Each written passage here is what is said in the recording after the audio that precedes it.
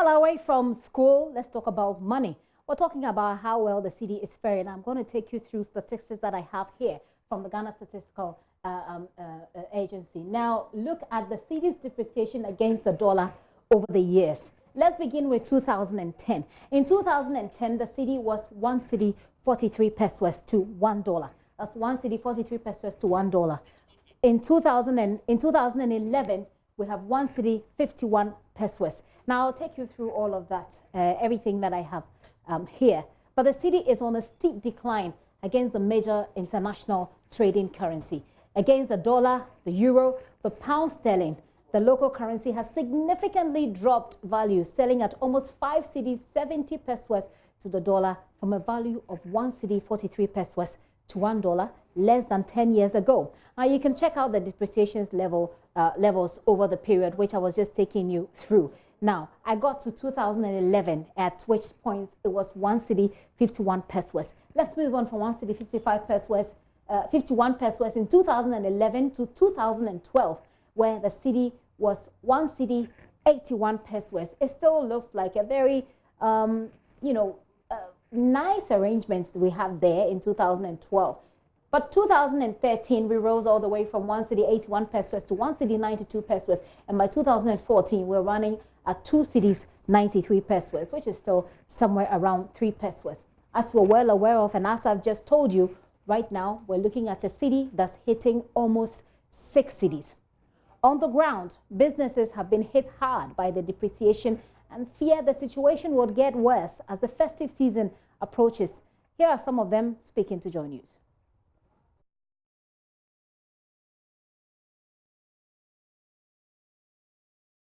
I live in Europe. I live in Germany. But me and my wife, we have a school project here in Ghana. And we have to pay the teachers, the cooks, and everything like that.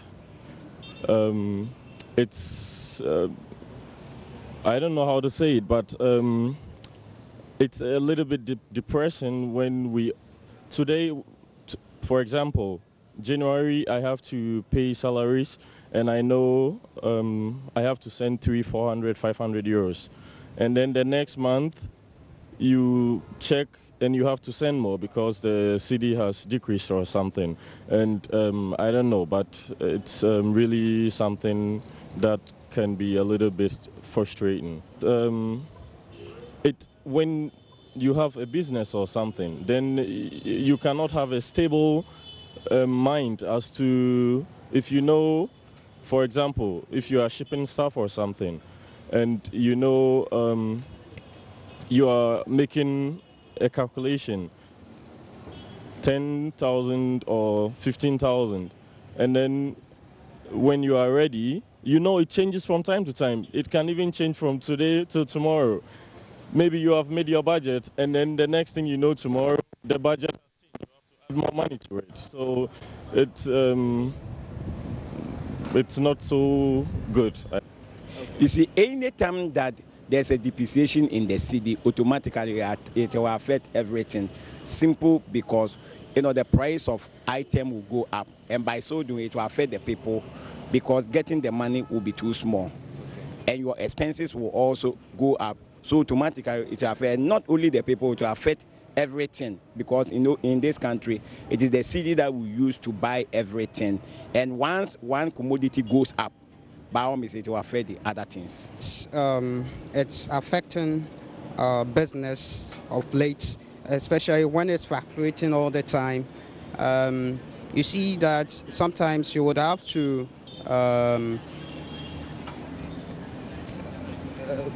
look for a lot of money to get the foreign currency to be able to do business, especially when you have made your mind that you have actually a certain amount of money to do foreign businesses. You realize that later on in the day you would have to look for more to be able to do business.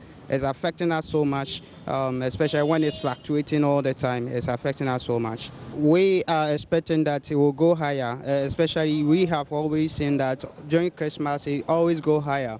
Talking about how it's going to affect our business, I will say that it would affect our businesses. It will affect my business in the sense that I would have to, like I said, I would have to look for much more money to be able to get same amount of money to buy a particular product. So it's actually going to affect us. Affecting businesses, and the situation is playing out strongly at the pumps. I'll tell you, I'll give you more details from 2014 how the city has fared, but we're linking this to also the prices of fuel. So my colleague PSC Nanaya Osafo has been to the pumps, and he's been finding out how fuel prices have also gone up since Friday. Hello, PSC. Yes. PSC, what can you report from the pumps? Yes, so upon our round today in the capital Accra here, JoyNews can confirm that indeed many of the filling stations are adhering to the 1% increase in fuel prices from the major ones such as Shell, Total, and Royal, for instance. Fuel prices that initially were going for a price of 5.36 pesos have now been bumped to a rate of 5.41 pesos. That's an increase in 5% and 1% exactly for a liter of diesel and that of petrol, respectively. But it's not general. It is generalized price as such as when you go to other places such as Glory Oil, they have tuned it down a bit to the scale of 5.40 pesos 0.9. But even that was because they charged a lesser rate before. When you go to So Fresh filling station in Accra here also, they are charging 5.20 pesos as compared to the 5.41 of Shell, Total, and Royal, which I mentioned earlier. That was because previously they have been doling out the charge of 5.18 pesos. That's an increase in 2 pesos from their side. Generally, with the customers, there's a mixed reaction with some complaining and others, of course, bearing with the government in whichever ways they can. So there's a mixed feeling, you say, on the part of the customers. But for those who are selling it, do they feel like this is actually, there's nothing really they can do about it? Well, most of them have declined to speak, saying that they believe in their head bodies making the comments there. But they did indicate and hint off the record that the city depreciation indeed is a factor that it generates when it comes to the fuel price going higher. PSA Nanaya Osafo there reporting on the ground from the pumps. Really, what's happening? Obviously, there's been a spiral in the prices of fuel there. The minority actually have some concerns, and that I'll be taking you to. But COPEC is attributing the increases to the dollar's battering of the city. We'll be hearing from them shortly. But first, like I said, let's go to Parliament, because the minority has been raising questions, concerns about the fuel price hikes. Kwesi Parker Wilson is our correspondent there. Hello, Parker. So take us through the minority's concerns. Okay, so the minority believes that there's no justification for the hikes in fuel prices that we saw, and of course some group of individuals have raised concerns about it. The point the ranking member on the Mines and Energy Committee, Adam Mutawakilo, was making was that if you look at the world market price, it hasn't increased. In fact, there's been some reduction, some decline.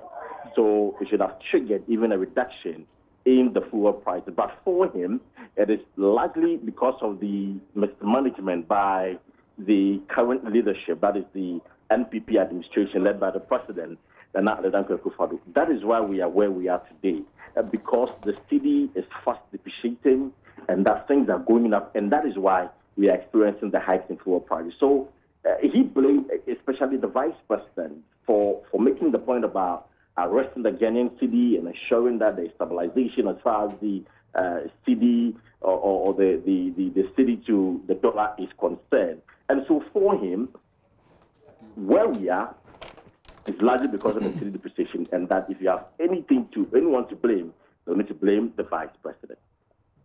Well, he's asking for the vice president to be blamed in this matter. I suppose there will be a reaction from the majority in Parliament. Well, so here in Parliament, Gifty, I'm sure you're aware that the president, some weeks gone by, nominated 3 females to the Apex Court.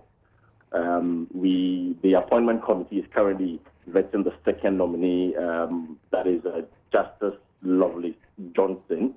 She's currently now, Parker, just a quick one.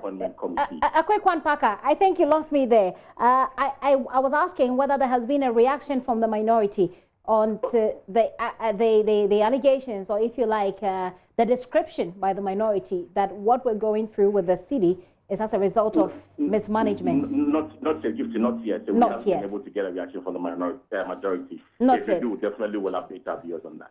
Very well. So give us a quick update as you were doing on what's happening. We know that there's a vetting of some judges going on there. A quick wrap on that, then we'll continue with it. Yes, that's correct. So currently, as I speak to you, the Justice Lovelace Johnson is currently before the appointment committee, where she's been talking about the perception about the judiciary that they are corrupt. And for her, when she was responding to the question, she indicated to the appointment committee that she gets upset when people accuse judges of being corrupt. And the point she made was that people don't really appreciate the justice system, and that's why they are quick to brand or label judges as corrupt, and that she has dared individuals who are claiming that indeed judges are corrupt to show some with some evidence. At least they shouldn't just bundle the information around and make it seem like judges across the country are all corrupt. Okay. Well, Parker, is there anything else happening in Parliament we should know about? No, not just the vetting of the judges. We'll get an update on that as and when it is available. But back to the issue that I started on with Parker, it's all about the depreciation of the cedi. You've heard the reaction from Parliament, what the minority is saying. Let me take you through the figures from 2014 upwards. So we look at 2015, by which time the cedi has risen all the way to 3 cedis 77 pesos. Now remember that in 2014 it was below 3 cedis. Now by 2015 it's gone all the way down, all the way up 3 cedis to 77 pesos. In 2016 it went to 3 cedis 92 pesos. By 2017 we were already in the fourth, and it was 4 cedis 35 pesos. Fast forward to 2018, we were at 4 cedis 58 pesos, and at this time there was a huge conversation and a huge debate about how fast the cedi was going, how fast the cedi was just spiraling out of control. Now in 2019, we're looking way beyond the figure that we feared in 2018, which was 4 cedis 58 pesos. Now we're looking at 5 cedis 69 pesos. In fact, Bloomberg puts this at 5 cedis 77 pesos. That's where we are at the moment. We'll be having this conversation. We're linking this to petroleum products and the cost and how it goes up. Well, COPEC is attributing the increases, like I said, to the dollar's battering of the cedi. Let's get on the line to speak with Duncan Amwa, who's Executive Director. Hello, Duncan Amwa. Gifty, good afternoon. Good afternoon to you. Viewers. Right, good to hear from you. Now you're saying that we're looking at the situation with our cedi, you know, how it's been battered by the dollar, so to speak, has a lot to do with the fuel increases, because we've just done a report from the ground with my colleague in which certainly there is an increase in fuel prices. But how so? How do you link that to the performance of the cedi against the major trading currencies? Well, Gifty, what happens with fuel importation and exchange or the local currency is a very direct function. One, fuel across the globe is traded in the dollar currency, so it's difficult to get out there and say, I want to buy, let's say, a metric ton of fuel and I'm paying in cedi. You would need to, as a wire, pay in dollar denomination. Once you bring the fuel down to Tema or the Takrade harbors and get it discharged into the country, you know our laws also say you cannot sell or you cannot transact in any other currency than the legal tender, which is the cedi. And so there has to be a certain conversion. Now, what happens is when I bought, let's say, 10 metric tons of fuel for, let's say, $10, meaning a metric ton is $1. Once I get here and I need to sell, and I have to sell in cedi, then necessarily I should be able to do a standard conversion and come to a certain appreciable number by way of Cedi. And so when I bring the fuel, $1 million worth of fuel, that hitherto, if I sold at, let's say, 5.3, I will be able to recoup my $1 million back at the end of sale. Then I can take it at 5.3. If I bring it here and the Cedi over the next 60 days or 30 days or 91 days within which I need to pay my supplier, the Cedi has lost so much ground. What now happens is that I will have shortages or overruns created by way of my $1 million that I used in getting the fuel from the onset. So I may need to, as it were, increase it a little bit so that I can be able to recoup if the Cedi has now moved from the 5 Cedis that I was thinking to now 5 Cedi 20 pesos. The 20 pesos would be an incremental deficit if I do not take or factor that into pricing. And that is how come it hits your fuel prices directly anytime the Cedi loses ground, because you would import in dollar, you would have to sell in Cedi. And if the Cedi is not doing too well, then you would have to factor that in what we call forward forecast. In order that you do not sell and you finish, and instead of $1 million that you used to buy your consignment, your new, value will be about 930,000 because the Cedi has now lost ground and you need more to get the same number of dollars that you bought the products with. That's the correlation, Gifty.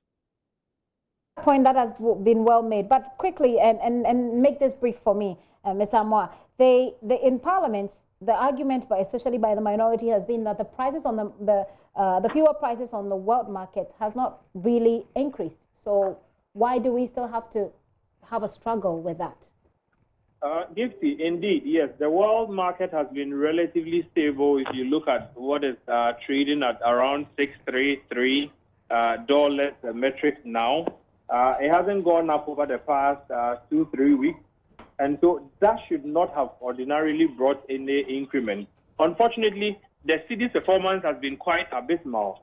The challenge we even have is to the extent that the fuel importers and the OMCs give an indication that if the Cedi doesn't stabilize as we expect it to do today, tomorrow, it is likely that within the next 1 week, maximum 10 days, there will be another fuel price increment because it is wiping away their investments as far as fuel importation is concerned. We have quickly suggested to the Bank of Ghana to now move away from the dollar auction to a certain specific figures that they can give to these fuel importers, so that if I know the next 3 months I'm going to get a dollar to exchange for 5.5 or 5.4 or 5.6, I can plan and be able to sell and still recoup and get a dollar that I need to pay my supplier with. If the Bank of Ghana doesn't take these steps, I'm afraid we'll continue to have these shocks in fuel prices even in the next few days. Mr. Amoah, thank you so much for your participation in this conversation. Duncan Amoah is Executive Director for COPEC there. Well, this issue, like I said earlier, is the main topic of for our discussion on My Fuel Today.